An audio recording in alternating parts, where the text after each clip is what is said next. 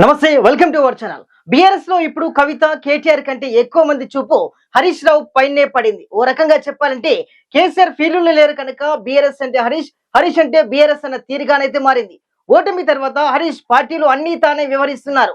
అధికార కాంగ్రెస్ విమర్శలకు ధీటుగా సమాధానాలు చెబుతున్నారు. అసెంబ్లీ సెషన్స్ తో హరీష్ సత్తా మరింతగా ప్రూవ్ అయింది. బడ్జెట్ సెషన్ లో ఇరిగేషన్ డిపార్ట్మెంట్ పై ప్రభుత్వం శ్వేతపత్రం ప్రవేశపెట్టింది. దీనిపై హరీష్ రావు ప్రభుత్వానికి ధీటుగా సమాధానం చెప్పారు. అధికారంలో ఉన్నన్ని రోజులు కాళేశ్వరాన్ని గొప్పగా చెప్పుకున్న కేసీఆర్ సభలకు హాజరు కాలేదు. అటు కేటీఆర్ కూడా నామకే వాస్ అన్నట్లుగా వ్యవహరించారు. ఏదో మాట్లాడమన్నట్లు తప్పు పెద్దగా కాంగ్రెస్ కు సమాధానం అయితే చెప్పడం లేదు. ఇరిగేషన్ మీద వైట్ పేపర్ ప్రవేశపెడుతున్న రోజున అయితే కేసీఆర్ బర్త్డే ఉత్సవాల పేరిట కేటీఆర్ అయితే సభకు రాలేదు. దీంతో హరీష్ రావు బీఆర్ఎస్ తరపున అన్ని తానే చూసుకోవాల్సి వచ్చింది.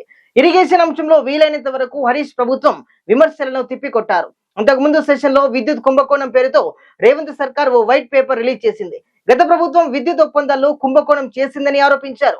అప్పుడు కూడా ప్రభుత్వానికి హరీష్ రావు గట్టిగానే బదులిచ్చారు. దీంతో బీఆర్ఎస్ వర్గాల్లో పార్టీకి తరువాత బాస్ హరీష్ అయితే బాగుంటుందని కూడా చాలా మంది అనుకుంటున్నారు. కేసీఆర్ ఆరోగ్యం సహకరించకపోవడం, కేటీఆర్ సేఫ్ గేమ్ ఆడటంతో హరీష్ అయితేనే పార్టీని గెలిపిస్తారని పార్టీ వర్గాలు భావిస్తున్నాయి.